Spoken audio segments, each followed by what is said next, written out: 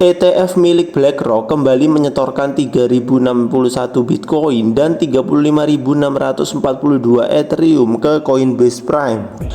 Yo guys, balik lagi bersama dengan saya Sagio Sugiarto. Di video kali ini di tanggal 31 Maret 2026 saya share lagi berita update mengenai kripto. Langsung saja kita masuk ke berita yang pertama. Di tengah dinamika pasar pergerakan pasar aset digital, Ethereum Foundation kembali mencuri perhatian dengan langkah finansial strategisnya. Organisasi nirlaba yang menjadi motor penggerak di balik jaringan Ethereum ini baru saja melakukan staking 22.417 Ethereum. Jika dikalkulasikan dengan harga Ethereum yang saat ini berada di kisaran $2.045, nilai aset yang dikunci mencapai $46 juta. Langkah ini menunjukkan komitmen kuat dari Ethereum Foundation untuk membuat perbendaharaan mereka bekerja dan menghasilkan pendapatan pasif alih-alih hanya didiamkan di dalam dompet digital. Berdasarkan data on-chain yang dihimpun oleh platform analitik Arkham, puluhan ribu Ethereum tersebut tidak dikunci dalam satu kali transaksi raksasa. Prosesnya dipecah menjadi 11 transaksi. Setiap transaksi berjumlah 2047 Ethereum. Menariknya, langkah ini dieksekusi ketika tingkat imbal hasil dari staking sedang tidak tinggi. Mengutip laporan Coindex, EF hanya mendapatkan imbal hasil sebesar 2,7% dari Ethereum yang di stake. Angka ini turun dari 3,4% pada awal tahun. Keputusan mengunci puluhan ribu kali ini bukanlah langkah impulsif. Ini adalah strategi jangka panjang yang dipublikasikan pada Februari lalu. Saat itu Ethereum Foundation mengumumkan target untuk mengstake hingga 70.000 Ethereum demi mencetak imbal hasil operasional. Strategi dirancang untuk mengubah cadangan aset menjadi aliran pendapatan yang stabil. Aliran dana inilah yang nantinya akan digunakan sebagai sumber pembiayaan untuk riset teknologi, pengembangan ekosistem Web3, serta program hibah bagi para pengembang. Meskipun telah mengalokasikan Ethereum yang sangat besar untuk di staking, kas Ethereum Foundation rupanya masih sangat tebal. Data di dalam jaringan menunjukkan bahwa perbendaharaan EF masih menyimpan 147.471 Ethereum. Pergerakan ini merupakan sinyal positif ketika entitas utama memilih untuk mengunci asetnya daripada menjualnya ke bursa.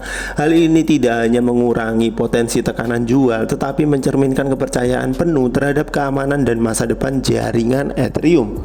Untuk detailnya kalian bisa mengecek sendiri di sini.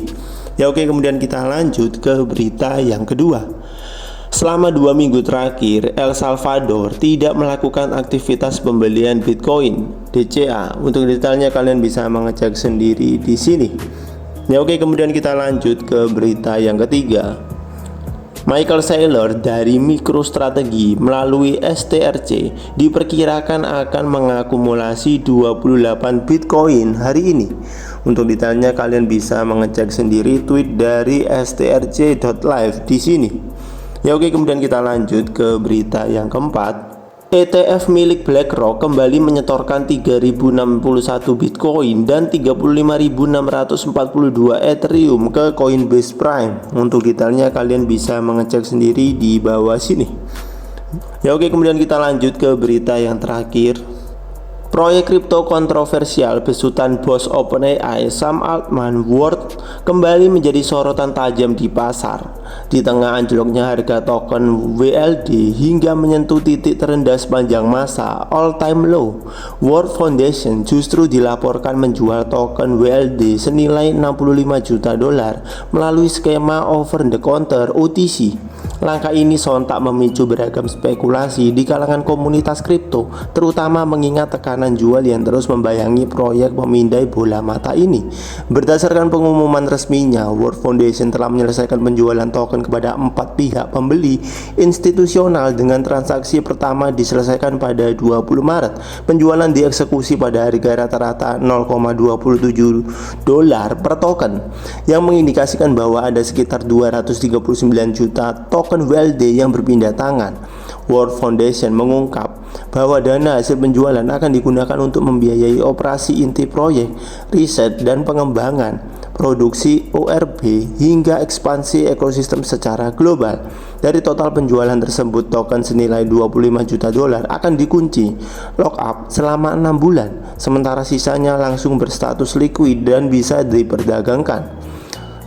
Kabar penjualan OTC ini memberikan tekanan tambahan pada pergerakan harga WLD di bursa. Setelah pengumuman, harga WLD sempat terperosok ke rekor terendah baru di angka 0,24 dolar sebelum akhirnya pulih ke level 0,28 dolar.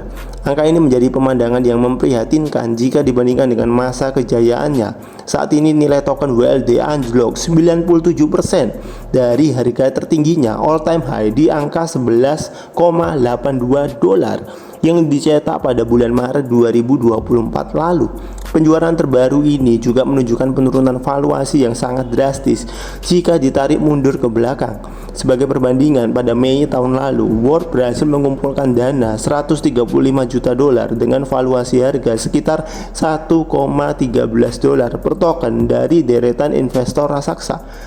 Mimpi buruk bagi para pemegang setia WLD sepertinya belum akan usai. Tekanan suplai dalam jumlah masif diperkirakan akan kembali menghantam pasar dalam beberapa bulan ke depan. Sebuah jadwal unlock token berskala besar akan dilaksanakan pada 23 Juli mendatang. Sekitar 52,5% dari total pasukan maksimal 10 miliar token WLD ke pasar yang berpotensi memicu aksi jual sell off lanjutan. Selain masalah fundamental tokenomik yang berat, proyek World juga masih dikepung oleh masalah hukum global. Sejak diluncurkan, proyek ini telah menghadapi penolakan dan investigasi di sejumlah negara terkait privasi data biometrik. Untuk detailnya kalian bisa mengecek sendiri di sini. Ya oke, kemudian saya share juga mengenai data likuidasi dalam 24 jam terakhir. Kurang lebih ada sebanyak 67.513 trader yang dilikuidasi. Total likuidasi mencapai 244 juta dolar. Mayoritas yang kena likuidasi ada di exchange Binance, Bybit, dan juga DEX Hyperliquid.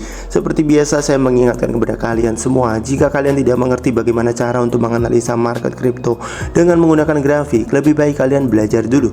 Setelah kalian belajar, maka kalian baru boleh mencoba untuk melakukan trading di market spot. Dan kalau kalian sudah sering cuan dari market spot, maka kalian baru boleh untuk melakukan trading di market futures. Hal ini untuk mencegah kerugian yang signifikan bagi kalian yang masih awam di dunia kripto. Tapi jika kalian ingin lebih aman, maka kalian bisa berinvestasi saja di market spot, di mana kalian hanya perlu mempelajari aset kripto apa yang bagus sebelum kalian berinvestasi di dalamnya. Namun jika kalian tidak ada waktu untuk mempelajari aset kripto apa yang bagus untuk diinvestasi, tapi kalian tetap ingin berinvestasi di kripto, maka kalian bisa mengecek di kolom deskripsi. Di situ saya cantumkan link ebook saya, di mana kalau kalian buka, kalian akan mendapati ada top 10 aset kripto dengan fundamental terbaik. Ya oke, kemudian kita langsung saja lanjut ke kondisi market kripto hari ini di tanggal 31 Maret 2026. Setelah kemarin mengalami koreksi ya, dalam 24 jam terakhir saat ini Bitcoin kembali mengalami lonjakan sedikit kenaikan sebesar 1,2%. Sehingga ketika kalian melihat aset kripto yang lain selain Bitcoin juga kurang lebih mengalami hal yang sama, yakni mengalami sedikit kenaikan. Ya oke, mungkin itu saja video kali ini di tanggal 31 Maret 2026, dan besok di tanggal 1 April 2026 saya akan update lagi berita kripto dan juga kondisi market kripto. Jika video ini bermanfaat buat kalian, maka kalian bisa share video ini. Jika kalian ada pertanyaan terkait aset kripto, kalian juga bisa bertanya di kolom komentar. Saya Sagiu Sugiarto pamit. See you in the next video and God bless.